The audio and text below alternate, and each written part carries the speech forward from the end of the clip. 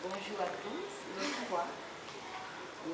J'ai choisi ces tableaux-là parce que je pense que Yves Klein a fait une chose très intéressante, très importante. Et ce tableau-là s'appelle monochrome bleu. Il a fait beaucoup de tableaux comme ça. Je pense qu'ils disent ça c'est toi. Monochrome bleu, toi. Et avant, je vais parler un petit peu de sa vie, Yves Klein. Et après, je parlerai de ses tableaux. Yves Klein est né à Nice le 28 avril 1928 et il est mort à Paris le 6 juin 1962. Il a disparu par une troisième crise cardiaque à l'âge de 34 ans. Je pense qu'il est mort à cause du tabac, parce qu'il a fumé beaucoup, et c'est vrai, il a fumé beaucoup, et le tabac, c'est dangereux pour le cœur. Malgré une carrière courte, il est considéré comme l'un des plus importants protagonistes de l'avant-garde d'après-guerre. Il est connu pour son blé, qu'il même a créé. C'est blé Yves Klein. Yves Klein, avec les critiques d'art Pierre Risconi, a fondé en 1960 le groupe des Nouveaux Réalistes. À l'occasion de la première exposition collective d'un groupe d'artistes français et suisses à la Galerie Apollinaire de Milan. Alors, je vais parler un peu de ce tableau.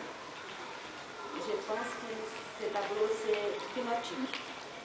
Quand les spectateurs regardent ce tableau, ils restent totalement levés, ils pensent le ciel, ils pensent l'infini, parce qu'il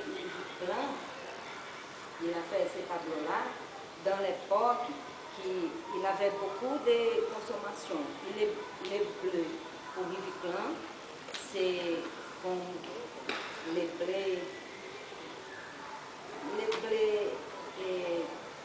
spirituel.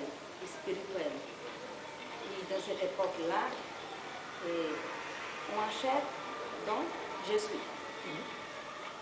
On consomme, donc je suis. Et Yves Klein, il a choisi de l'autre côté. Ce n'est pas la consommation, la spiritualité.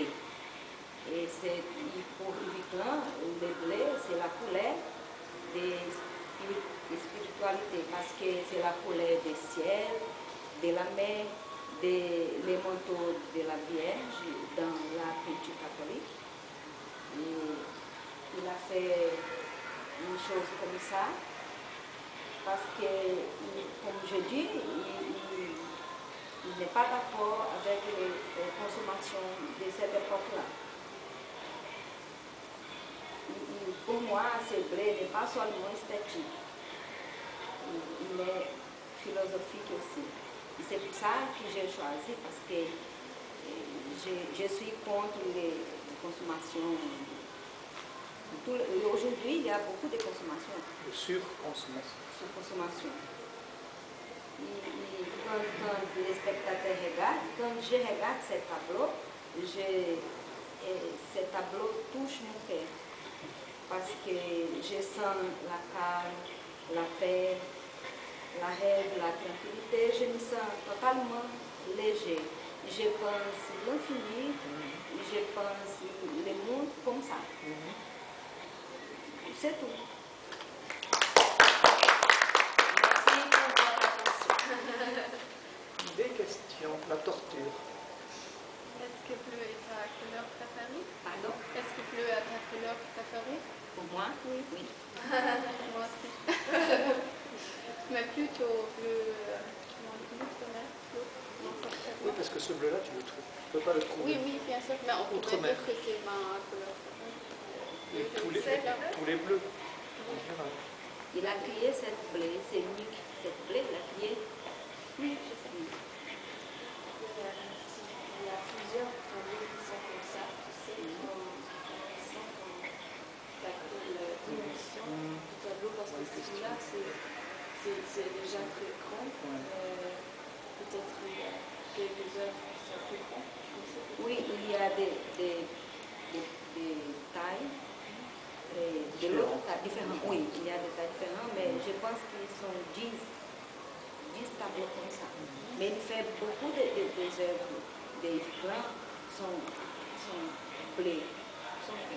Il y a un théâtre en Allemagne, je ne sais plus dans quelle ville, tout le hall du théâtre est décoré avec des éponges bleues collées dans le hall du théâtre. Il avait beaucoup de relations avec l'Allemagne grâce à sa femme, qui était aussi une artiste connue, Gertrude Hauthaus. Donc il avait beaucoup de connexions avec l'Allemagne. Je disais qu'en Allemagne, il y a un théâtre, tout le hall des visiteurs qui arrivent est décoré d'éponges comme ça collées en bleu. Il a un autre côté, il y a un portrait de ses amis arméniens qu'il a fait comme ça, un moulage, et après, il propose de cette bleu-là. Pour l'éternité, comme la momie, c'est différent, c'est totalement différent de l'autre portrait. Ces tableaux-là, c'est totalement différent parce que seulement une couleur. Pour moi, c'est fantastique ça. C'est une rénovation, une révolution de la... C'est une révolution, c'est le premier monochrome de l'histoire de l'art. Oui. Ensuite, ça a été utilisé par d'autres artistes. Le monochrome est différent, d'autres couleurs, pour d'autres raisons aussi. Pour d'autres raisons et d'autres motifs. Rachel, question pour mon père? Oui, je ne suis pas sûre, peut-être que je l'ai dit, mais pourquoi Yvan est-il fasciné par le bleu? Parce qu'il est né à Nice. À Nice, à bord de la mer, et la mer c'est bleu. Et je pense qu'il est fasciné par la mer, le ciel. Il avait une partie spirituelle aussi. Il est bleu, c'est la couleur. Pour lui, c'est la couleur spirituelle. Il a fait des recherches, il a cherché. Il s'est rendu compte que dans beaucoup de religions, de philosophie, le bleu était une couleur, comme disait un art spirituel, philosophique, religieux, quelque chose qui fait voyager l'esprit. Comme quand tu regardes le ciel bleu.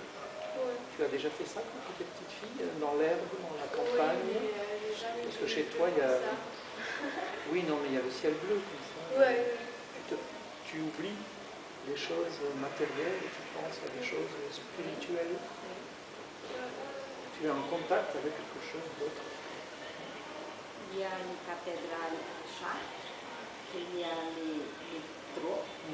Les vitraux, c'est les bleus de Chartres. Tu vois, là, dans ce tableau, il n'y a plus d'histoire. Il n'y a plus de personnages, plus d'histoire. Il n'y a rien à chercher. Il n'y a rien à imaginer. Il y a juste à regarder. Ça fait partie aussi d'une philosophie orientaliste, puisqu'il était attiré par les philosophies orientales, qui sont des philosophies qui passent par le corps. Le corps, quand le corps est relaxé, reposé, on oublie la réalité pour libérer l'esprit.